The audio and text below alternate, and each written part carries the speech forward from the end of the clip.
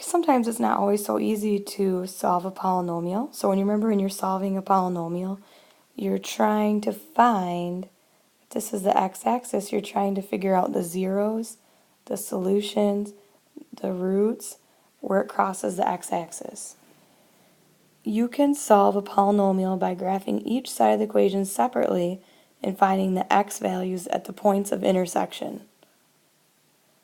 So for this one, what you're going to do is you're going to put this part into your y equals and this part into your y equals. And you're going to see where they cross. So if y equals -3 is down here, and this cubic looks something like this, you're going to find the intersection points of those two.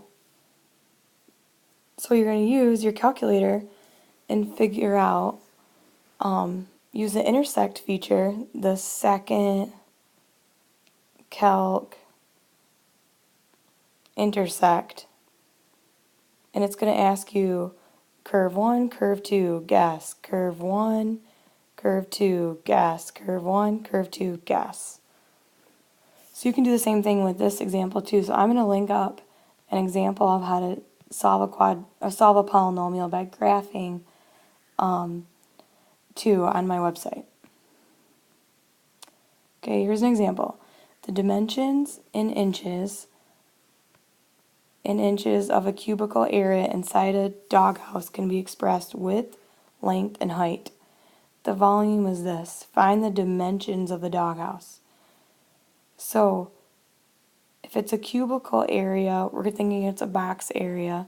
So we're going to multiply the width times the length times the height to equal the volume.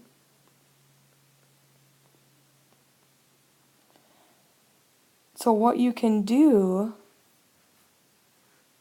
is put this in your y1, put this in your y2, and see where they intersect. So the graph is going to look something like this. Y is 15.9 right here. Now, if it's 15.9, you're going to want to zoom. So suggestion is to use zoom decimal, or zoom out, or zoom fit, or change your y-axis so you can get to 15.9. So maybe go from 0 to 20 on the y scale, and then your cubic is going to cross.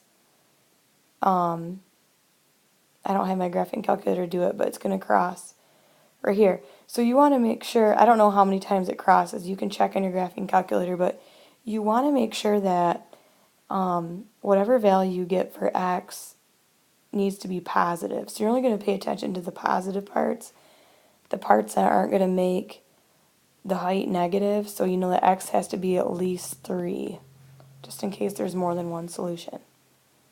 And once you get what x is, the intersecting part, you can plug it in to find the dimensions. Besides graphing, you can solve equations by factoring. So we factor difference of squares, we factored perfect square trinomials. Now we have difference and sum of cubes. So here is the formula. So some ways that I've heard people memorize it is the difference of cubes. It goes minus, minus, plus, plus. Minus, minus, plus, plus. So a cubed minus b cubed equals a minus b, and the rest of them are plus. So first you want to do is you want to identify what your a and b are. So a is 1, or x. B is the cube root of 125, which is 5. So using this is the difference of cubes, it's going to be a minus b, so x minus 5, times x squared plus ab, so that's plus 5x, plus b squared is 25. The second part, you can put a is the cube root of 64x cubed, which is 4x, And b is the cube root of 27, which is 3.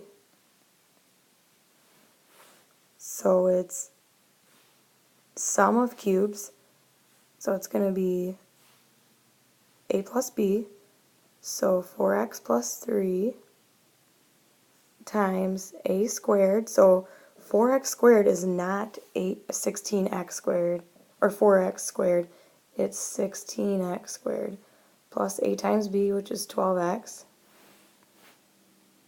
minus 12x, because this is a negative, and then plus b squared, which is plus 9. And the last one, the cube root of 8x cubed is 2x, because the cube root of 8 is 2. B is 1, the cube root of 1 is 1. So it's difference of cubes, so it's going to go minus minus, so a minus b, and then a squared plus ab, which is 2x. I don't need to write the formula out. So it's going to be, so it's going to be 2x minus 1 times 2x squared, which is 4x squared, plus 2x plus 1. To solve by factoring, sometimes you just can't factor it, so you're going to have to use the quadratic formula to get the other zeros. So I'm gonna factor this one out. So to factor it, I always try to check greatest common factor. So I can actually factor out an 8. So it's 27x cubed plus 1 equals 0. This is actually sum of cubes, so it's going to be a on the outside. Now my a is the cube root of 27x cubed, which is 3x, and my b is 1. So it's going to be 8 parentheses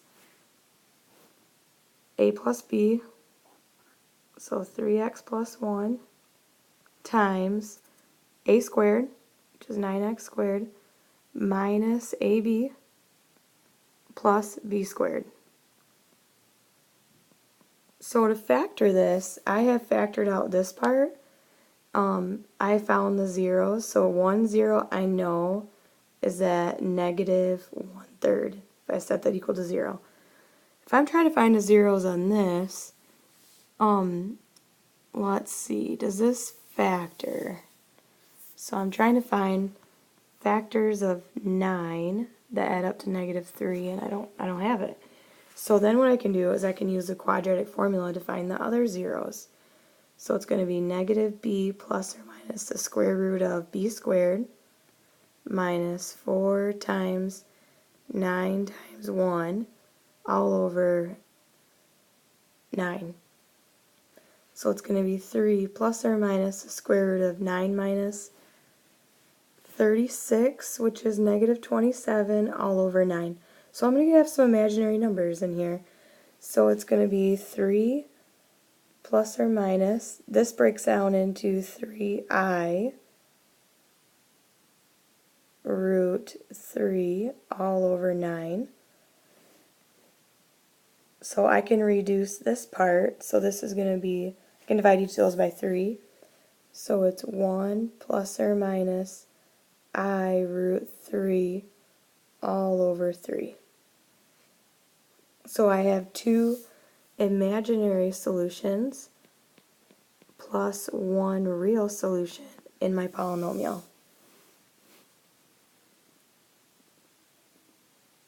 Okay, now I'm running out here. So x cubed minus 64, this is difference of cubes, so it's going to be x plus 4, and then it's x squared, x squared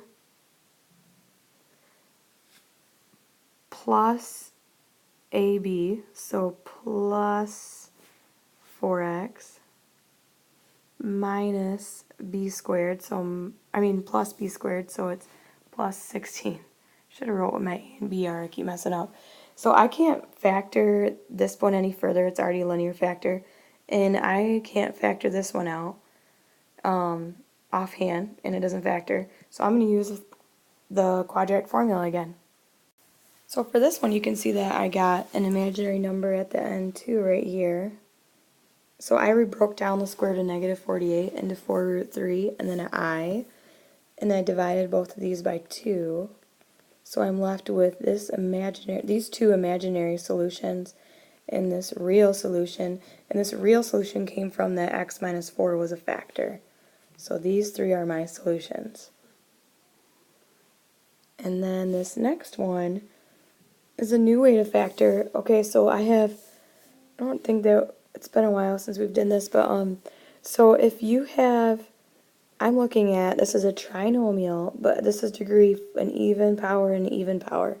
The technique is I can kind of look at this as being x squared minus 6x minus 27 equals 0, and this is factorable.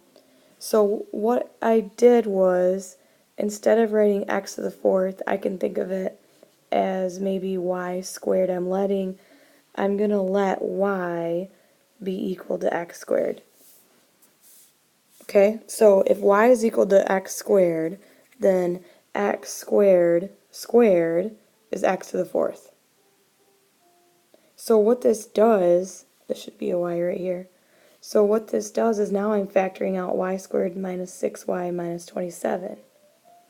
And what that factors out into is y minus 9, y plus 3 equals 0. So let's go back and substitute x squared in.